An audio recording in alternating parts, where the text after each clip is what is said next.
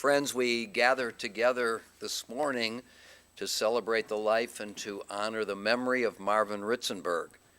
Marvin's family so very much appreciates your presence here with them this morning, which offers them a great deal of comfort and support. Adonai ma'adam v'teda ehu ben enosh v'chashvehu. O Lord, what are we that you have regard for us? What are we that you are mindful of us? We are like a breath. Our days are as a passing shadow. We come and we go like grass, which in the morning shoots up renewed, in the evening it fades and it withers. You cause us to turn to dust, saying, "Return, you mortal creatures." Would that we were wise, that we understood whither we are going. For when we die, we carry nothing away. Our glory does not accompany us. Mark the wholehearted and behold the upright. They shall have peace. The author of the first of the Bible's 150 Psalms describes for us in language both poignant and succinct the nature of the good life and the fruits of that life. Happy are those who have not followed the counsel of the wicked, or taken the path of sinners, or joined the company of the insolent. Rather, the teaching of God is their delight, and they study that teaching day and night. They are like a tree planted beside streams of water that yields its fruit in its season, whose foliage never fades, and whose fruit always flourishes. Let us join now together in the 23rd Psalm. The Lord is my shepherd, I shall not want. He maketh me to lie down in green pastures. He leadeth me beside the still waters. He restoreth my soul. He guideth me in straight paths for his name's sake. Yea, though I walk through the valley of the shadow of death, I will fear no evil, for thou art with me. Thy rod and thy staff, they comfort me. Thou preparest a table before me in the presence of mine enemies. Thou hast anointed my head with oil, my cup runneth over. Surely goodness and mercy shall follow me all the days of my life, and I shall dwell in the house of the Lord forever. Esa enai el heharim me'ayin yavo Ezri.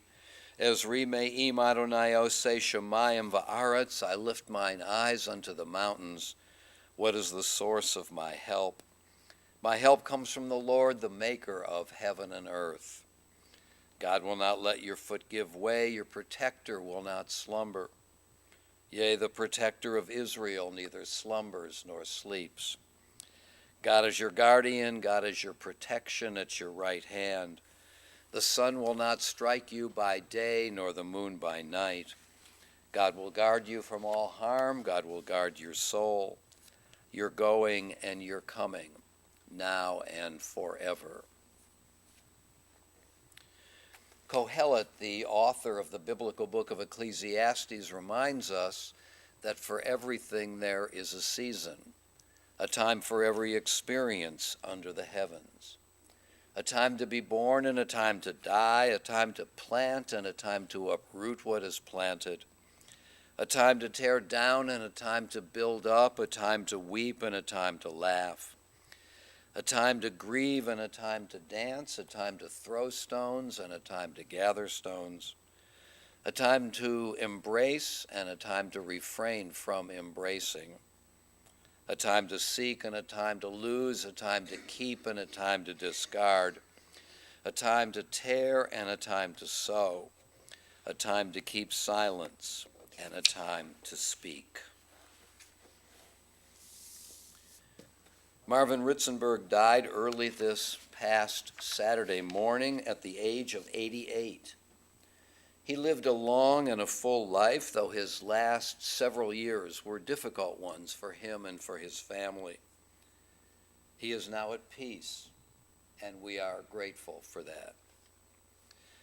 Marvin was the third of 4 children born to parents who had emigrated from Poland just a few years before, and he was raised in Cleveland. He graduated from John Adams High School, received his bachelor's degree from Cleveland College, and his law degree from the Ohio State University. During his law school years, Marvin lived, of all places, at the Ohio State football stadium. And he used to quip that it was especially difficult to study there, especially on a Saturday afternoon. In addition to his studies, Marvin put himself through both college and law school by working as a shoe salesman for Kohl's women's shoes, both in Cleveland and in Columbus. After law school, Marvin returned to Cleveland, entered the law profession, and was employed by several offices during his early years. Among these was the Minnesota Title Company, where he worked for 16 years. And during these early years, Marvin also owned and operated vending machines, selling popcorn and popcorn balls. Eventually, Marvin was ready to start out on his own. And in 1969, he founded the General Title Agency, located in the Rockefeller Building at West 6th and Superior. Marvin and his company flourished in that location for 38 years before closing in 2007. Now, over the years, Marvin became an expert in the title business. He knew the location of most every street in the county, loved the craft and the people he worked with and for, and became a unique presence in the courtroom, making a fine reputation for himself. He worked 80 hours a week, and he wrote everything that he did by hand, amassing scores of file cabinets chock full of papers. Now, Marvin was emphatically a people person, and he was a real delight to have in the room because he was witty, personable, energetic, and down to earth. He was, in the words of his family, a real ham. He loved to talk, and he talked a lot, and in a loud voice. He was a punster, and evidently a talented one.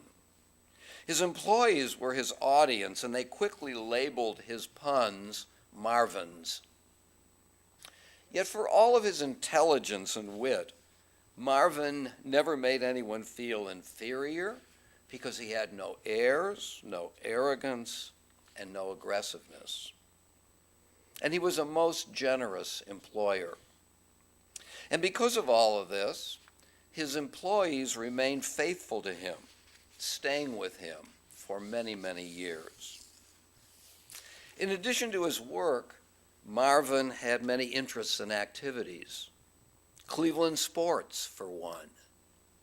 He was an avid supporter of Cleveland sports teams. He loved to watch the games, and he lived and died with his teams. My Indians, he would call them, for example. In addition, Marvin recognized that for all his gregariousness and social energy, he was not a comfortable public speaker, and so he challenged himself. He took a course in public speaking, joined the Carnegie Group, and became thoroughly proficient, especially in impromptu speaking, entering a national competition and coming in fourth in the country. Marvin was also a gardener with his wife Judy, and together they cultivated beautiful gardens year after year at their home. And he loved the theater and the orchestra. In fact, Marvin was a big classical music fan, and wonderful music regularly rang out in his home. Judaism was also very important to him. He sang in the rabbi's choir as a kid. He read Hebrew fluently and undoubtedly led spirited and enjoyable Passover seders. Marvin was a family man as well. He attended his kids' games and plays, drove them everywhere, wrote memorable poems for family occasions like birthdays and b'nai mitzvah and weddings. And of course, he could always get a laugh with his clever puns on the fly. Marvin is survived by his wife of 62 years, Judy, by his daughter Debbie and his son Brian, by his son-in-law Mark, by his grandchildren Jake, Haley, Kevin, Zachary, and Adam, by his sister Esther, and by his sisters-in-law Gladys and Ruth, and by his nieces and nephews Joel and Julie, David and Nancy, Amy and Lawrence, Sandy and Ira, Leslie and Ron, and Dale and Dory. He was predeceased by his parents, Alta and Norman, his brother Aaron, and his sister Bessie, and by his brothers-in-law, Ivan, Bernard, and Eric. Marvin Ritzenberg lived a long and a full life. He was a simple, nice, and lovely person. He always had time for everyone. He was very bright. He loved Judaism.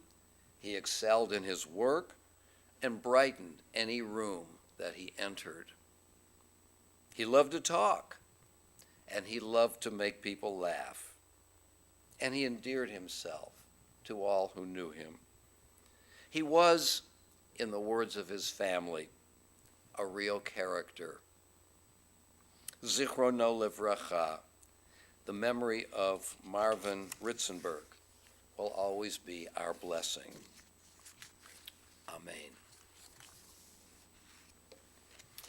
I now want to call on three family members who will reflect on the life, the qualities, the accomplishments of Marvin. First of all, his daughter Debbie, then his grandson Zachary, and then his son Brian.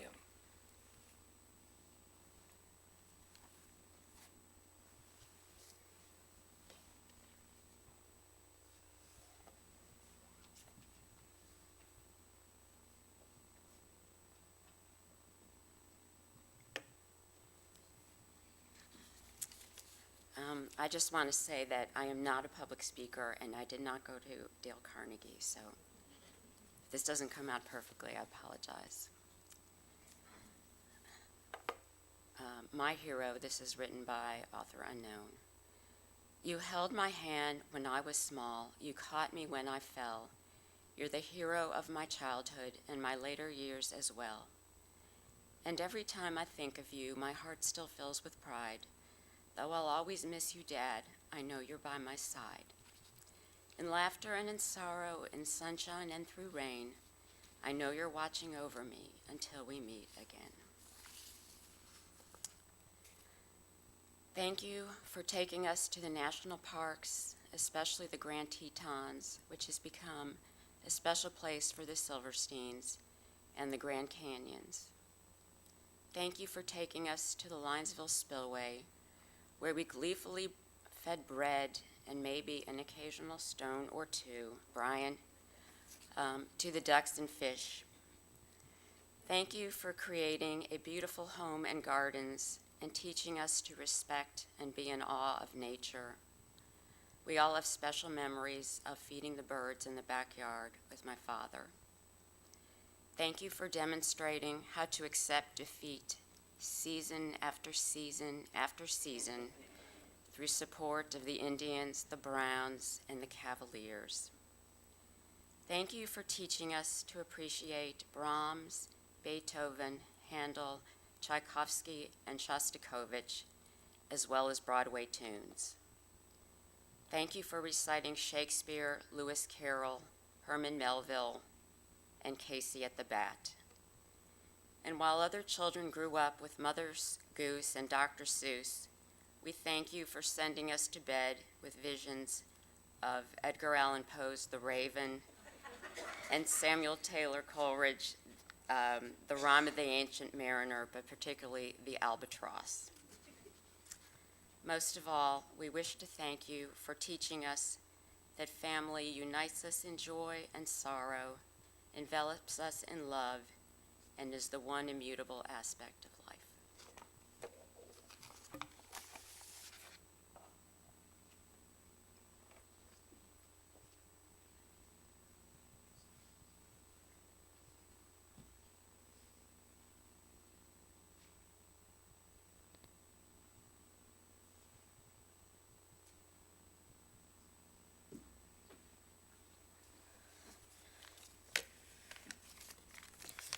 I wrote this because I thought it'd be nice to write something about my grandpa because I loved him dearly. My grandfather was an honorable man who in his later years spent some time with his grandkids. He taught me how to read the blessing of the challah and grape juice for the Shabbat dinners we used to have. Marvin was good to Kevin, Haley, Jake, Adam, and I. I remember flying to Atlanta with him and the stories he told. I also remember a tradition Grandpa and I did, including my brother, Dad, and Grandma, called the Bong Bong Club. What we did was pulled out chairs in front of the grandfather clock in their house as it stroked the hour. Another thing I did with him was use toy cars and stuffed animals and made stories and skits as entertainment for him. I hope that if there is an afterlife, he is somewhere where he is happy. Grandpa Marvin will be forever in my heart, and I will always remember the good times I had with him. I love you, Grandpa, and I will forever and ever. Thank you.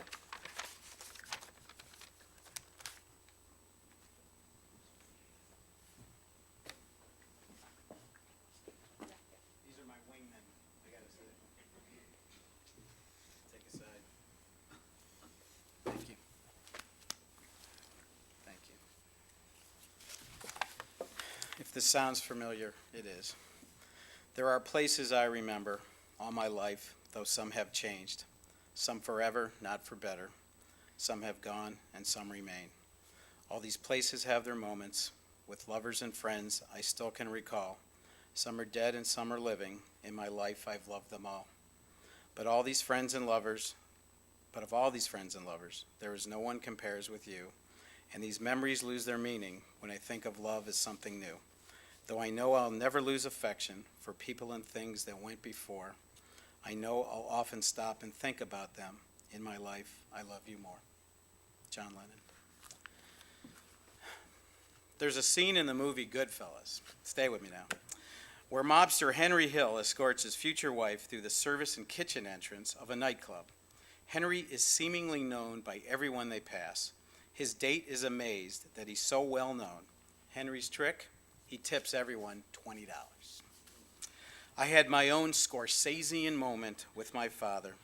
I accompanied Marvin one day through his paces in his beloved downtown Cleveland. He conducted his daily rounds as president of General Title Agency, walking from the Cuyahoga County Administration Building, courthouse, justice center, banks, and law firms. We strolled down Superior, Euclid, Lakeside, Ontario, Public Square, Mall C, and Rockwell Avenue. We visited the arcade, the Huntington Building, the Cleveland Trust Rotunda. As I perceived it, every man in a suit, every neatly dressed woman, every blue-collar worker, every public official, and even every homeless person we passed said, "Hi, Marv. Hi, Marv. Hi, Marv." It was getting to the point of disbelief. After half a day of this bombardment of well-wishing from Clevelanders high and low, I had to stop and say, "Come on, Dad. What's up? How is it that everyone knows you? What's your trick?" He kept walking and simply exclaimed, "I'm nice to everyone." This understated comment was truly how he lived every day, nice to everyone. I can't possibly put to words my father's diverse life. He was a nice, kind gentleman, a scholar, a historian, a mensch. I can only attempt to thank him as my sister did, and as my son as well, for being himself and making our world more joyful as he graced our lives. I apologize for any redundancies. Thank you for being a wonderful son, father, a brother, a cousin, a husband, a father, an uncle, a grandfather, a father-in-law, and an in-law in our family. Thank you for being a dedicated professional to your clients, co-workers, employees, customers, and public. Thank you for your commitment to your religious beliefs in the Jewish community. Thank you for your contributions to countless charities and involvement in philanthropic organizations. Thank you again to your loyalty to everything Cleveland, especially your beloved sports teams. In the event of a rare Cleveland win, you would hear Marvin say, "Don't talk about my Browns." Thank you for being such a successful businessman.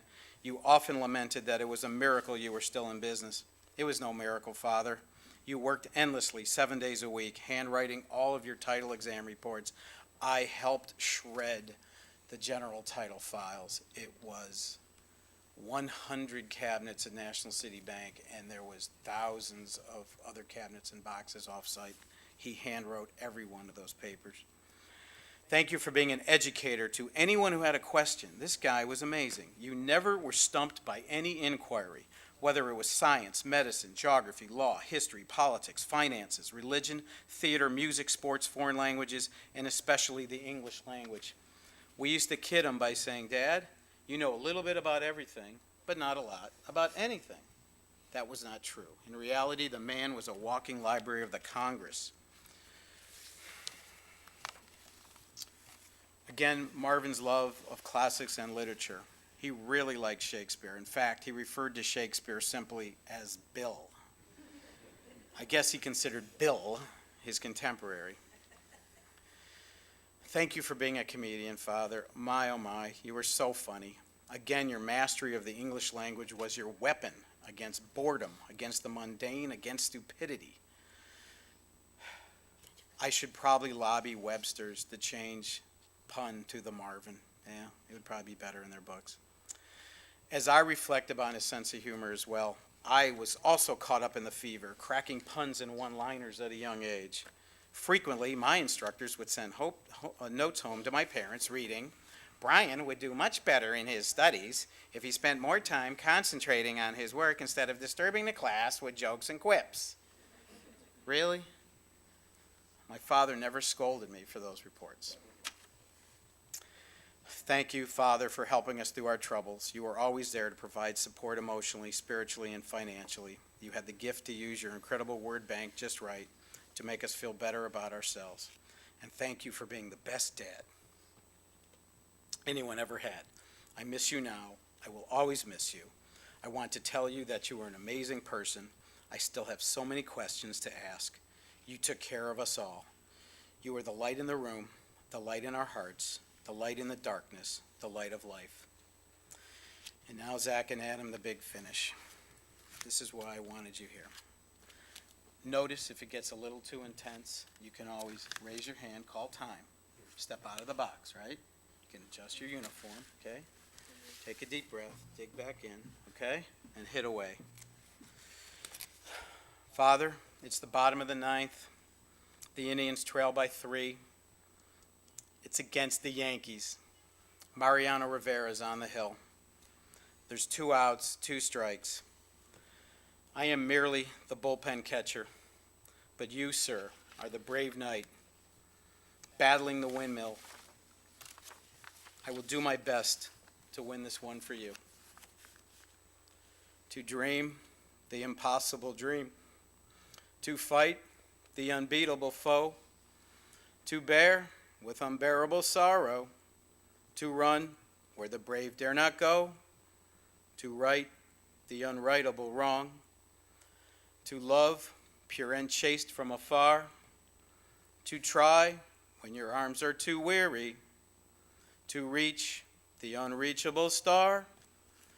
This is my quest, to follow that star, no matter how hopeless, no matter how far, to fight for the right without question or pause, to be willing to march into hell for a heavenly cause. And I know, if I'll only be true to this glorious quest, that my heart will lie peaceful and calm when I'm laid to my rest. And the world will be better for this, that one man, scorned and covered with scars, still strove with his last ounce of courage to reach the unreachable star. I love you, Father. That's it. Thank you. Thank you. Okay, let's go.